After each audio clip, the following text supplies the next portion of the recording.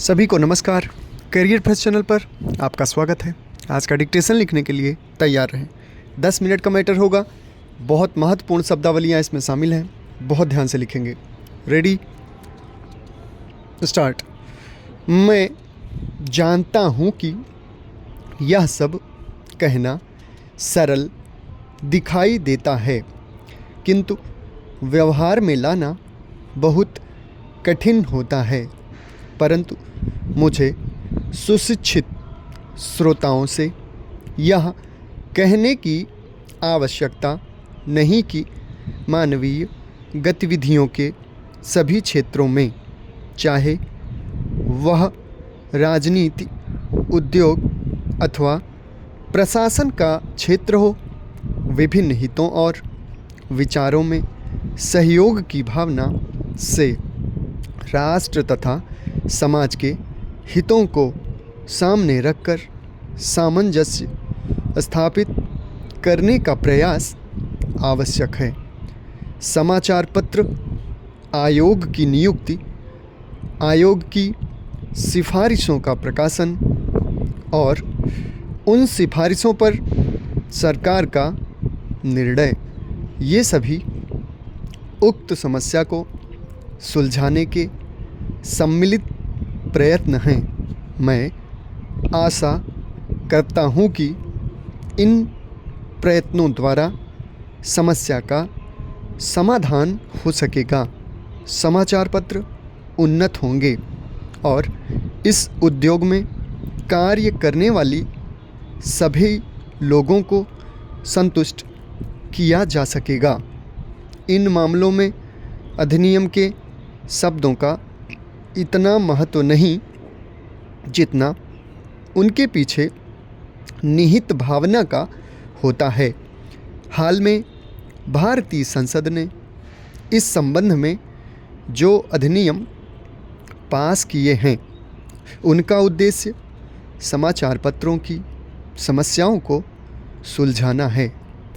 यह कहना अनावश्यक होता कि कोई भी अधिनियम, चाहे वह किसी भी क्षेत्र में सुधार के लिए लागू किया जाए, प्रभावपूर्ण रूप से तभी कार्यान्वित हो सकता है जब सभी संबद्ध दल उसे सहयोग की भावना से ही कार्य रूप दें। क्या मैं आपकी संस्था से यह अनुरोध कर सकता हूँ कि इस मामले में आप समाचार पत्रों को मार्ग दिखाएं। अपने देश में किसी व्यक्ति या समूह के अधिकारों और स्वतंत्रता की रक्षा करना अच्छी बात है, पर सवाल है कि जिस व्यक्ति या समूह के लिए यह बात की जा रही है, उसकी मंशा और राजनीति क्या है। एक देश का नेतृत्व करते हुए क्या ट्रूडो इस बात को समझने की कोशिश नहीं करनी चाहिए कि खालिस्तानी अलगाववाद की समस्या को भारत को किस तरह प्रभावित करती है।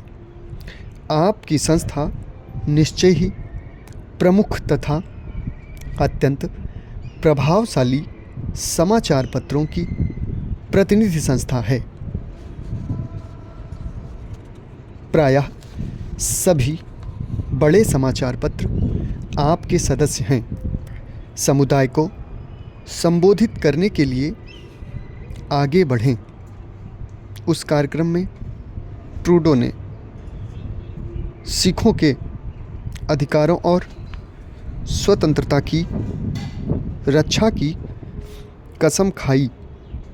स्वाभाविक ही ताज़ा मामले को लेकर कनाडा के उच्चायुक्त को तलब कर सख्त विरोध दर्ज कराया।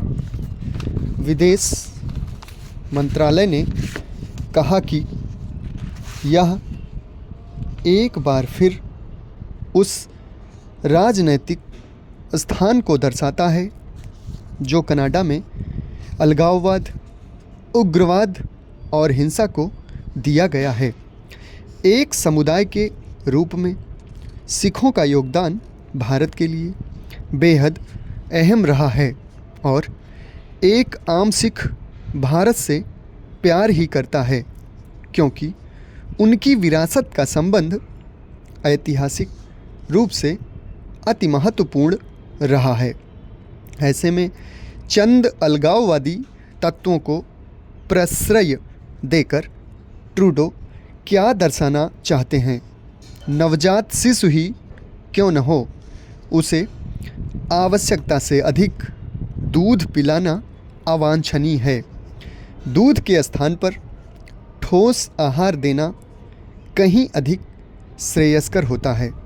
जैसे जैसे बच्चा बड़ा होता है उसके खाने पीने में खासकर इस बात का ध्यान रखा जाना चाहिए कि उसमें चर्बी बढ़ाने का कारण बनने वाले खाद्य पदार्थ खासकर घी, मक्खन आदि का इस्तेमाल अनुपात से ज़्यादा न हो पाए।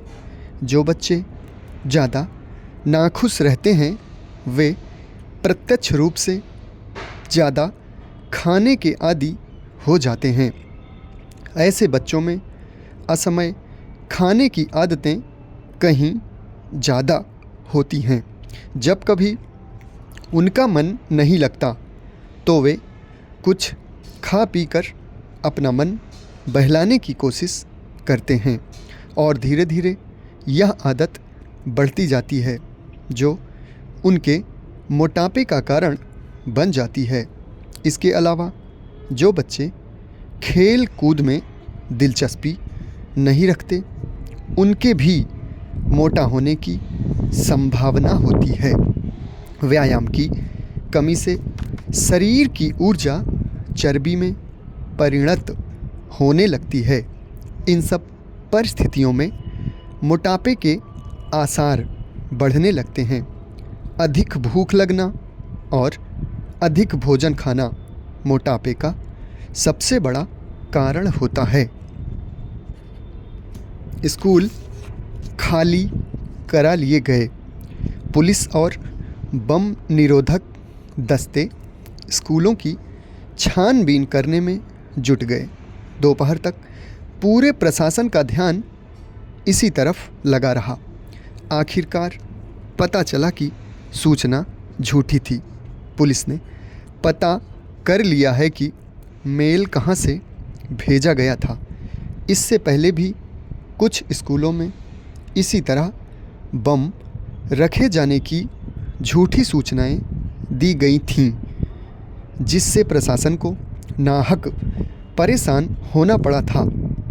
इस समय चुनाव की सरगर्मी है, इसलिए भी ऐसी सूचना से प्रशासन के माथे पर बल पड़ गए थे। अफवाह फैलाने वाला कोई सबक नहीं ले रहा तो इसकी एक वजह तो युवाओं में पुलिस को परेशान कर क्षणिक सुख पाने की प्रवृत्ति है। संचार संसाधनों के प्रसार और उन्हें उपयोग करने की चोर विधियों ने गलत सूचना देकर सुख पाने की प्रवृत्ति को और बढ़ाया है। अफवाह फैलाने वालों का मूल मकसद लोगों में दहशत फैलाना और प्रशासन को परेशान करना होता है। वे इस बात से अच्छी तरह वाकिफ़ होते हैं कि ऐसा करने पर उन्हें कड़ी सज़ा हो सकती है। फिर भी अफवाहों के सिलसिले पर रोक नहीं लग पा रही। दिल्ली और राष्ट्रीय राजधानी क्षेत्र के करीब 100 स्कूलों में बम रखे होने की सूचना मेल से देना इसकी ताज़ा कड़ी है। यह मेल बुधवार को तड़के भेजा गया था। उसके बाद स्वाभाविक ही अफरा तफरी का माहौल बन गया। समाप्त। धन्यवाद।